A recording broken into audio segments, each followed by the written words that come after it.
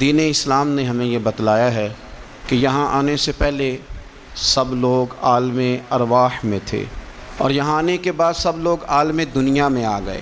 اس کے بعد جو آخری جہان ہے وہ عالم آخرت ہے، لیکن عالم دنیا اور عالم آخرت کے بیچ جو جگہ ہے اسے عالم برزخ کہا جاتا ہے۔ برزخ کا معنی تو پردے اور آڑ کے ہوتے ہیں، لیکن برزخ اس زندگی کو کہتے ہیں جو مرنے سے شروع ہو جاتی ہے اور قیامت کے قائم ہونے تک وہ زندگی انسان کے ساتھ رہتی ہے، اسے عالم برزخ کہا جاتا ہے۔ اسی کو قبر کی زندگی کہا جاتا ہے۔ لیکن عالم برزخ کیوں کہا جاتا ہے، اس کی کیا وجہ ہے؟ تو اس کی وجہ یہ ہے کہ ہر آدمی کو قبر نصیب نہیں ہوتی، تو جو جل کے مر گیا جزا اور سزا اسے بھی ملے گی، عذاب قبر اسے بھی ہوگا، پر اس کا نام کیا ہے؟ عالم برزخ۔ جو آدمی دریا میں ڈوب گیا جزا اور سزا کا معاملہ اس کے ساتھ بھی ہے، لیکن نام اس کا کیا ہے؟ عالم برزخ۔ نبی کریم صلی اللہ تعالیٰ علیہ وسلم ارشاد فرمانے لگے، حضور فرماتے ہیں کہ ایک شخص نے وصیت کی تھی کہ جب میں مر جاؤں تو مجھے بڑا ڈر آتا ہے، میں اللہ کے حضور کس طرح کھڑا ہوں گا۔ اپنی اولاد سے کہنے لگا کہ اس طرح کرنا کہ میری لاش کو جلا دینا، پھر میری راکھ کو ہواؤں میں اڑا دینا، میں اپنے رب کریم کے سامنے کھڑا نہیں ہو سکتا۔ اس کے بچوں نے اسی طرح کیا۔ حضور صلی اللہ علیہ وسلم فرماتے ہیں پھر اللہ نے زمین کے ذروں کو حکم دیا اور زمین نے سارے ذرے اکٹھے کیے، پھر رب نے اسے زندگی دی اور پھر پوچھا یہ تو نے وصیت کیوں کی تھی؟ تو اس کرتا اللہ میں تیرے سامنے کھڑا نہیں ہو سکتا تھا، مجھے اپنے اعمال کا پتہ تھا، جے ویکھاں میں عملاں والے تو پھر تے کچھ نہیں نا میرے پلے، تو میں ڈرتا تھا کہ کیا بنے گا۔ تو رب فرمائے گا فرشتوں میرا بندہ سچ کہتا ہے، اسے میرے فضل سے جنت عطا کر دو۔ تو اللہ ذروں کو بھی جمع کرے گا، ہواؤں میں، خشکیوں میں، سمندروں میں، مرنے کے بعد انسان جہاں بھی ہوگا اسے جزا اور سزا کا معاملہ وہاں ملے گا۔ اب عذاب قبر جو ہے، قبر کے اندر جو انسان کا عذاب ہے تو وہ بھی عالم برزخ کا عذاب ہے۔ میرے رسول کریم صلی اللہ تعالیٰ علیہ وسلم نے نا کچھ چیزوں سے پناہ مانگی ہے، خود حضور نے، خود نبی پاک صلی اللہ علیہ وسلم رسول کریم علیہ السلام نے پناہ مانگی۔ حضور فرمانے لگے اے اللہ مجھے کنجوسی سے، بخیلی سے پناہ عطا فرما، اور حضور نے باقاعدہ پناہ مانگی ہے کہ اے اللہ مجھے ارذل العمر ہونے سے پناہ میں رکھ، جب عمر اتنی زیادہ ہو جائے کہ وجود کے حصے کام کرنا چھوڑ جائیں، اس سے پناہ مانگی۔ اور خود میرے نبی پاک علیہ السلام نے قبر کے عذاب سے پناہ مانگی۔ یہ تعلیم امت کے لیے کہ تم بھی پناہ مانگو عذاب قبر سے۔ قبر کا عذاب برحق ہے، قبر کے لیے تیاری کر کے رکھنا، اپنی قبر کو یاد رکھنا، مر جانے کو یاد رکھنا۔ حضرت سعد بن معاذ رضی اللہ تعالیٰ عنہ کا جب جنازہ تھا تو صحابہ کرام فرماتے ہیں حضور نے نماز جنازہ کی امامت فرمائی تو قبر کے تیار ہونے میں کچھ دیر تھی، تو رسول کریم صلی اللہ علیہ وسلم زمین پر بیٹھ گئے اور ایک لکڑی سے حضور زمین کریدنے لگے، لکڑی سے۔ ہم وہ انتظار تھے کہ اللہ کے رسول صلی اللہ علیہ وسلم سر مبارک اٹھائیں، ہمیں کو نصیحت کریں۔ فرماتے حضور نے سر اقدس اٹھایا تو حضور کی آنکھوں میں آنسو تھے، اور رو کے حضور فرمانے لگے، رو کے کہ اس قبر کے عذاب سے رب کی پناہ مانگو اور اس کے لیے تیاری کر لو، یہ بڑا سخت دن ہے۔ رو کے حضور نے فرمایا، رو کے۔ آج تو لوگ مذاق بناتے ہیں، آج لوگ مذاق اڑاتے ہیں، کچھ فقیر صوفی درویش کہلانے والے بھی، وہ کہتے ہیں یہ جو مولوی بتا رہا ہے نا قبر میں بچھو ہوں گے، سانپ ہوں گے، یہ تو مولوی اپنی قبر بتا رہا ہے، ہمارا اس سے کیا لینا دینا ہے۔ خدا سے ڈریں۔ وہ چیزیں جو احادیث مبارکہ میں آ گئیں جس سے نبی پاک نے ہمیں سمجھایا، آپ اس تنبیہ کو، اس نصیحت کو آپ اس رنگ میں لیں گے کہ مذاق بنایا جائے گا دین کا، بجائے اس کے کہ اس سے ڈرا جائے، بجائے اس سے۔ حضرت سیدنا برا بن عازب رضی اللہ تعالیٰ عنہ ارشاد فرماتے ہیں کہ میں نے نبی پاک صلی اللہ تعالیٰ علیہ وآلہ وسلم سے خود اس بات کو سنا ہے، خود رسول کریم صلی اللہ علیہ وسلم نے فرمایا۔ حضرت زید بن ثابت رضی اللہ تعالیٰ عنہ بھی اس بات کے راوی ہیں، فرماتے ہیں ہم جا رہے تھے تو 5-6 قبریں تھیں، تو حضور نے فرمایا کن کی قبریں؟ تو ہم نے عرض کی یا رسول اللہ صلی اللہ علیہ وسلم یہ کافروں کی قبریں ہیں، یہ صحیح مسلم میں حدیث موجود ہے، کفار کی قبریں۔ تو اللہ کے رسول صلی اللہ علیہ وسلم فرمانے لگے، ذرا حدیث کے لفظوں پہ غور کرنا، حضور فرمانے لگے اگر مجھے ڈر نہ ہوتا کہ تم اپنے مردوں کو دفن کرنا چھوڑ دو گے، اگر مجھے اس بات کا ڈر نہ ہوتا کہ تم اپنے لوگوں کو، مرنے والوں کو قبروں میں دفن کرنا چھوڑ دو گے، اگر یہ مجھے ڈر نہ ہوتا تو میں تمہیں سناتا کہ قبر کے اندر کس طرح عذاب ہوتا ہے، تمہیں دنیا میں رہ کے میں سناتا، پر ڈر ہے کہ کہیں تم اپنے مرنے والوں کو قبروں میں دفن کرنا چھوڑ ہی نہ دو، اس لیے میں تمہیں یہ بات نہیں بتاتا۔ اور میرے رسول کریم صلی اللہ تعالیٰ علیہ وآلہ وسلم نے پھر ارشاد فرمایا، اپنے غلاموں کی طرف نظر فرمائی، یہ بات کہہ کے کہ اگر مجھے ڈر نہ ہوتا کہ تم دفن کرنا چھوڑ دو گے تو تمہیں میں سنا دیتا کہ قبر میں کیا عذاب ہوتا ہے۔ پھر حضور نے صحابہ سے فرمایا چلو بھائی دوزخ کے عذاب سے اللہ کی پناہ مانگو، تو سب کہنے لگے ہم دوزخ کے عذاب سے اللہ کی پناہ مانگتے ہیں۔ پھر نبی پاک صلی اللہ تعالیٰ علیہ وسلم نے ارشاد فرمایا تم سب کہو کہ ہم قبر کے عذاب سے اللہ کی پناہ مانگتے ہیں۔ تو صحابہ نے کہا ہم قبر کے عذاب سے اللہ کی پناہ مانگتے ہیں۔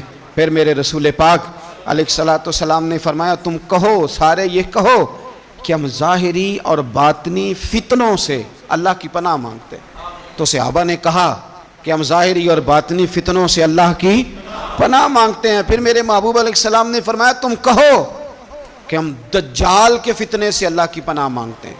تو صحابہ کرام نے کہا کہ اے اللہ ہم دجال کے فتنے سے تیری پناہ میں آتے ہیں۔ نبی پاک علیہ السلام نے یہ الفاظ کہہ کے یہ بات بتلا کے ہمیں سمجھا دیا، ہمیں قائل فرمایا محبوب نے۔ یاد رکھنا، اس بات کو اچھی طرح سمجھ لینا کہ اگر مجھے ڈر نہ ہوتا کہ تم اپنے مردوں کو دفن کرنا چھوڑ دو گے تو تمہیں بتلا دیتا کہ قبر میں کتنا سخت عذاب ہوتا ہے۔ اپنے معاملات پر غور کریں۔ ہمارا وہ کسی شاعر نے کہا تھا کہ مرنے کے بعد مجھ کو 2 گز زمین جو ملی تو دیکھو بعد مرنے کے ہی ہم جاگیردار ہو گئے۔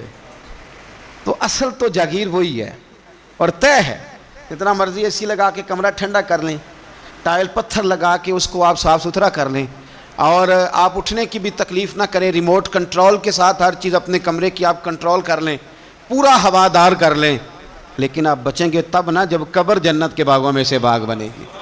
اگر وہ جنت کے باغوں میں سے باغ نہیں بنتی تو پھر فائدہ نہیں ہے۔ میرے رسول کریم صلی اللہ تعالیٰ علیہ وآلہ وسلم کے پیارے صحابی حضرت عثمان غنی رضی اللہ تعالیٰ عنہ فرماتے ہیں، یہ سنن ابو داؤد شریف کی حدیث ہے کہ حضور نے فرمایا جب میت کو دفن کر کے فارغ ہو جاؤ تو اس کی قبر پر کھڑے رہو۔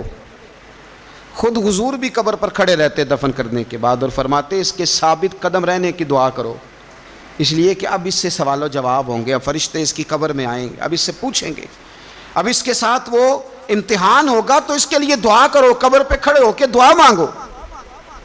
ایک حدیث میں فرمایا کہ اتنی دیر دعا مانگو کہ جتنی دیر اونٹ ذبح کر کے کھال اتار کے گوشت بنا کے، اونٹ ذبح کرنا سب سے زیادہ مشکل ہے، اونٹ ذبح کر کے کھال اتار کے گوشت بنا کے بانٹ دیتے ہو، اتنی دیر مرنے والے کی قبر پہ کھڑے رہ کے دعا مانگا کرو، کیونکہ اب فرشتے آئیں گے، سوال و جواب ہوگا۔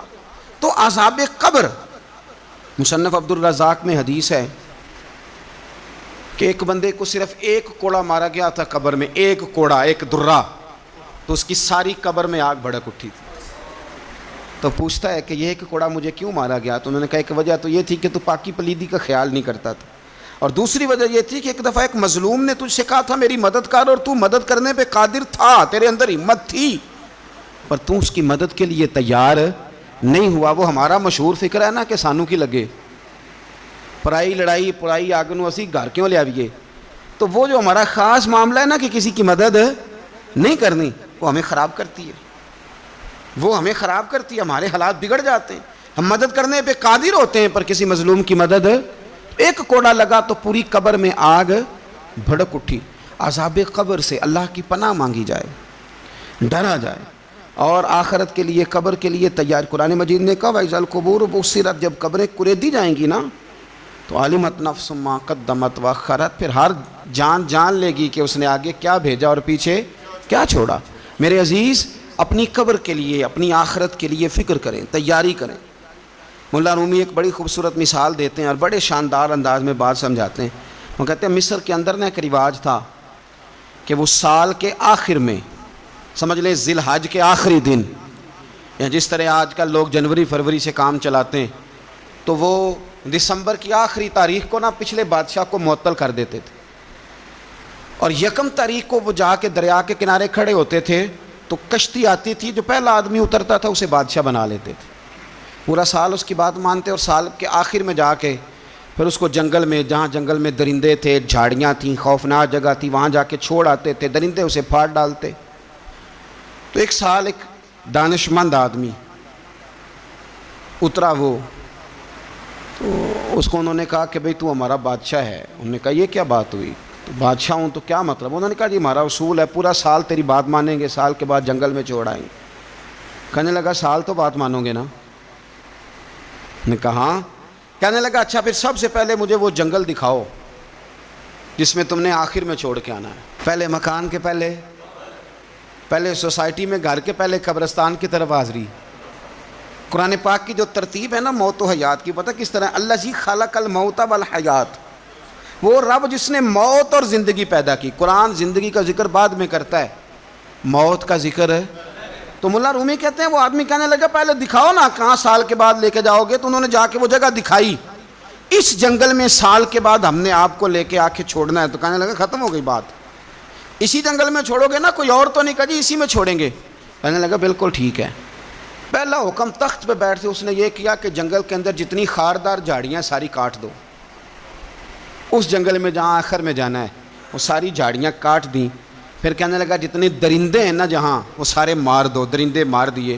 کہنے لگا اب ہل چلاؤ، کیاریاں بناؤ، پھول لگاؤ، گلاب لگاؤ، چنبیلی لگاؤ، کرو اس کے اندر خوشبوئیں۔ وہ سارا سال وہ باغ کی تیاری کرتا رہا۔ سال کے بعد انہوں نے چارپائی پہ باندھا، جب اس باغ میں لے کے جا رہے تھے تو پرانے بادشاہ کہتے تھے نہیں میں نے نہیں جانا، چھوڑ دو، اتار دو، معاف کر دو۔ یہ پتہ کیا کہہ رہا تھا؟ کہہ رہا تھا عجلونی، ذرا جلدی کرو، ذرا جلدی کرو، جلدی کرو، مجھے لے جاؤ قبر میں اور جلدی سے مجھے وہاں چھوڑ کے آؤ جنگل میں۔ کیوں بھلا؟ اس لیے کہ اس نے فارغ بیٹھ کے موج نہیں کی، اس نے اپنی آخری جگہ کے پھل پودوں کی تیاری کی۔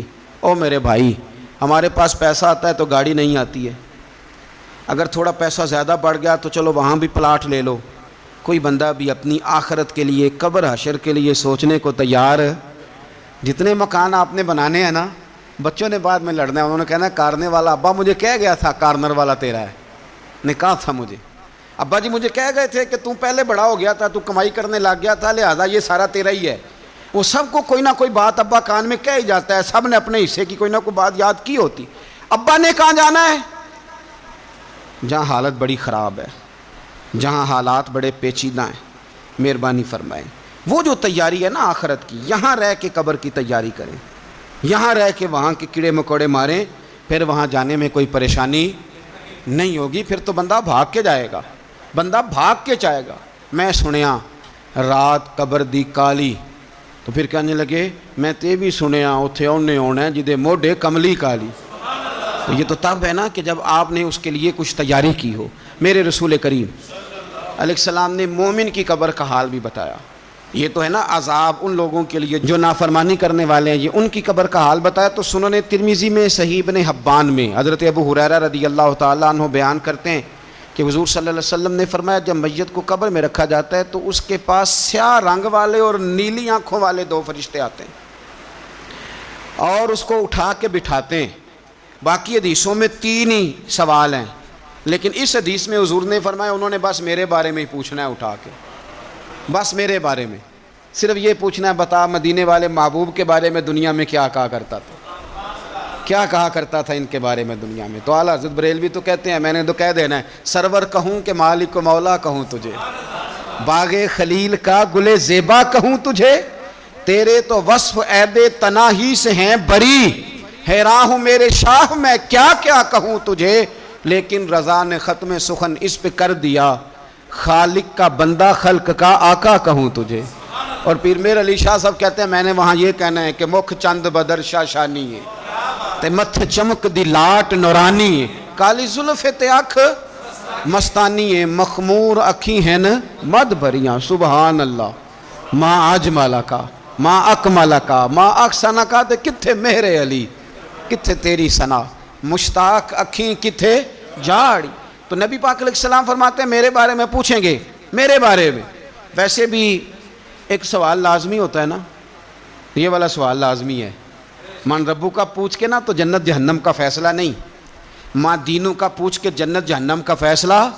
ہاں، بات اگر ختم ہونی ہے تو مدینے والے کے سوال پہ ختم ہونی ہے، اس لیے کھل کے نعتیں پڑھا کرو، راج کے درود پڑھا کرو، یہ بات یاد رکھیں، یہ فیصلہ حضور کی ذات پہ ختم ہونا ہے۔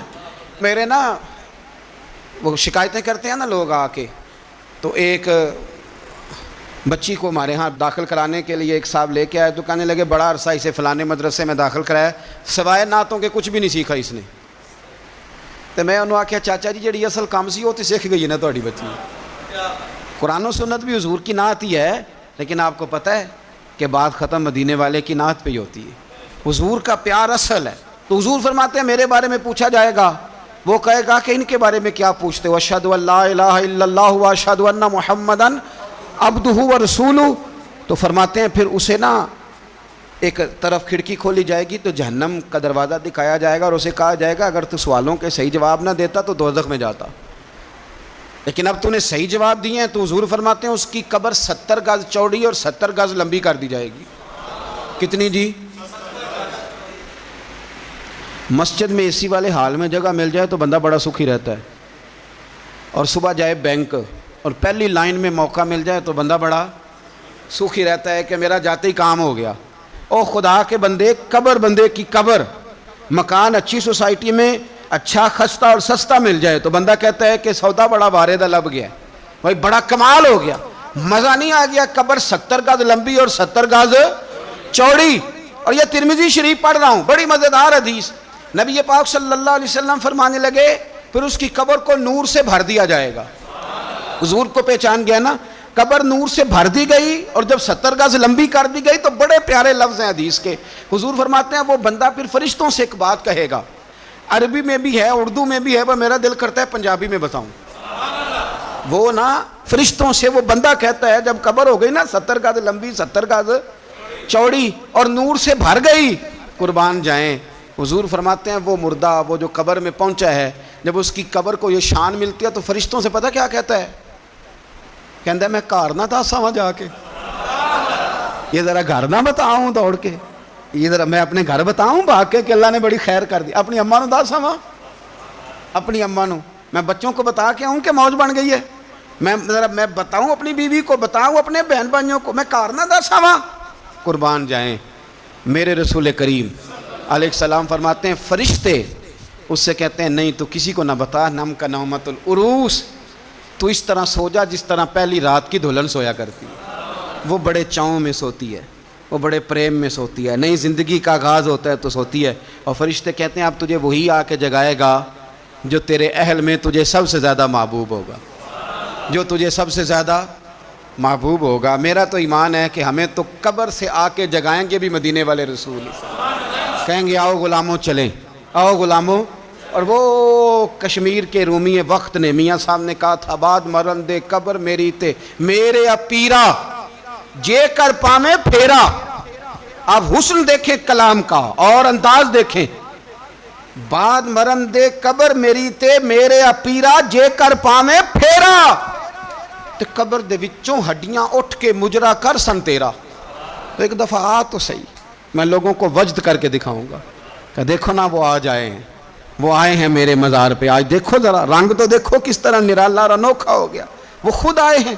مومن کی قبر جنت کا باغ بنے گی، اسے نوازا جائے گا، اسے دیا جائے گا، اسے عطا کیا جائے گا، اسے کہا جائے گا تو سو جا، تو نیند پوری کر، نیند پوری کر۔ میرے عزیز کچھ لوگ ایسے ہیں جن سے عذاب قبر ہوگا ہی نہیں۔ میرے رسول کریم صلی اللہ تعالی علیہ وسلم نے ارشاد فرمایا کہ جو اللہ کے رستے میں شہید ہو گیا، یہ سنن نسائی میں موجود ہے، اسے عذاب قبر نہیں ہوگا، بلکہ ایک حدیث میں تو فرمایا حساب کتاب ہی نہیں ہوگا، اللہ بغیر سوال جواب کے جنت عطا فرما دے۔ کچھ لوگوں کو نا لوگوں کی بخشش پہ بھی مسئلہ ہی بنتا ہے کہ کوئی بخشا نہ جائے. اور ایک صاحب کہہ رہے تھے جی یہ کیا معاملہ ہے کہ جمعے کو بندہ مر گیا یا فلانا ہو گیا تو اس سے حساب کتاب نہیں ہوگا, اتنے بڑے جرم لوگوں نے اتنے پاپ, اور جمعے کو مر گیا تو بخشا جائے گا. تو میں نے کہا جرموں کا بھی اسے حساب اللہ لے لے گا, لیکن میاں حساب کتاب کی ڈیوٹی نہ اللہ کی ہے تو بہتر یہ ہے کہ اسی کے ہاتھ میں رہے, تو نہ اپنے ہاتھ میں لینے کی کوشش کر. سنیں سنن ترمذی کی حدیث. ہمیں پتہ نہیں کیا مصیبت ہے, ہمیں پتہ نہیں کیا مسئلہ ہے. ایک جنازے سے میں نکلا, آپ یقین کریں کبھی کبھی کلیجہ پھٹ جاتا ہے.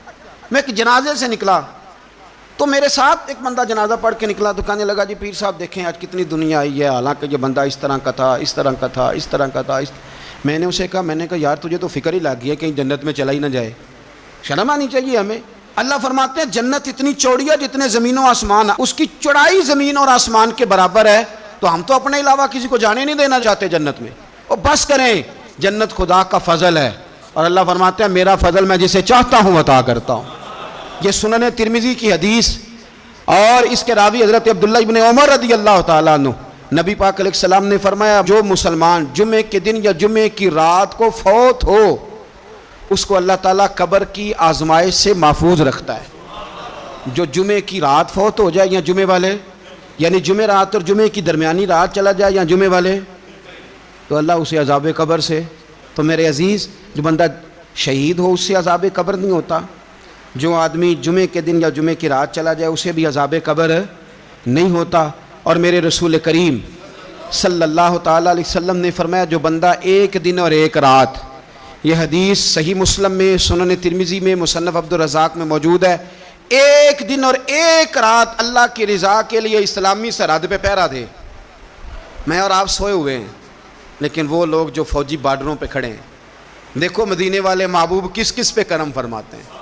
ساری عمر نہیں, 24-25 سال کی سروس نہیں, فرمایا ایک دن اور ایک رات اللہ کی رضا کے لیے جو اسلامی سرحد پر پہرا دے, مسلمانوں کو کافروں سے بچائے, رب اسے عذاب قبر نہیں دے گا, اسے اللہ تعالیٰ اپنے فضل سے معاف فرما دے گا. ایک رات اور ایک. تو آپ کیا سمجھتے ہیں کہ ان فوجیوں کی کوئی چھوٹی شان ہے, ان کا کوئی چھوٹا مرتبہ ہے؟ ایک دن اور ایک رات اگر یہ پہرا دیں تو اللہ انہیں اتنا انعام عطا کرتا ہے. اسی طرح سن لو, یہ ذرا غور سے سننا, ابن ماجہ کی حدیث, اور اس کے علاوہ مسند ابو یعلا میں موجود حدیث کے راوی حضرت ابو ہریرہ رضی اللہ تعالی عنہ, حضور صلی اللہ تعالی علیہ وسلم نے فرمایا جو شخص بیماری سے فوت ہوا, جو شخص, قربان جاؤں میرے محبوب نے بیماری کا نام ہی نہیں لیا, فرمایا کوئی بھی بیماری ہو, فرمایا جو آدمی بیماری سے فوت ہوا اللہ اسے شہادت کی موت عطا فرمائے گا, اور وہ عذاب قبر سے اور قبر کے امتحان سے بھی محفوظ رہے گا. اور حضور فرماتے ہیں اس کو صبح اور شام جنت کے باغوں میں سے رزق دیا جائے گا. جو کسی بھی بیماری سے مرا, لوگ کہتے ہیں دیکھو جی بڑا تنگ ہو کے دنیا سے گیا ہے, تو اس بندے کو بھی عذاب قبر نہیں ہوتا. اسی طرح جو بندہ سورہ ملک پڑھتا ہے, سنن ترمذی میں حضرت ابن عباس سے روایت ہے کہ حضور صلی اللہ علیہ وسلم کے ایک صحابی نے ایک جگہ خیمہ لگایا تو وہاں سورہ ملک پڑھنے کی آواز آتی, کوئی بندہ پڑھنے والا نظر نہیں آتا تھا. جب حضور کی بارگاہ میں عرض کیا تو فرمایا وہاں قبر تھی اور قبر کے اندر بیٹھ کے میرا صحابی سورہ ملک کی تلاوت کر رہا. اگر ہمیں خسرہ نمبر یاد ہو جاتا ہے نا اپنی جگہ کا, اور ہمیں پتہ ہوتا ہے کہ میرے والا حصہ کتنے کروڑ کا ہے, اگر ساری کہانیاں ہمیں یاد ہوتی ہیں تو سورہ ملک بھی ہمیں یاد ہو سکتی ہے. موبائل پہ اس کو ریکارڈ کر لیں, پھر اس کو سنیں کبھی بھی سورہ ملک میں. اور ہمارے سلسلہ عالیہ میں تو سورہ ملک وظیفہ ہے. ہمارے الوظیفۃ الکریمہ میں اعلیٰ حضرت نے لکھا ہے کہ رات کو سورہ ملک اور سورہ یاسین کے بغیر سونا نہیں. سورہ ملک اتنی شاندار صورت ہے کہ نبی پاک صلی اللہ علیہ وسلم نے فرمایا یہ قیامت کے دن اللہ کی بارگاہ میں ناز سے جھگڑا کرے گی اور کہے گی اے اللہ یہاں تو میرے پڑھنے والے کو جنت عطا فرما یا مجھے قرآن پاک سے علیحدہ کر دے. تو رب کریم پھر اپنے فضل سے پڑھنے والے کو جنت عطا کرے گا. اللہ کریم ہمیں سمجھنے کی توفیق عطا کرے. آخر دعوانا الحمدللہ.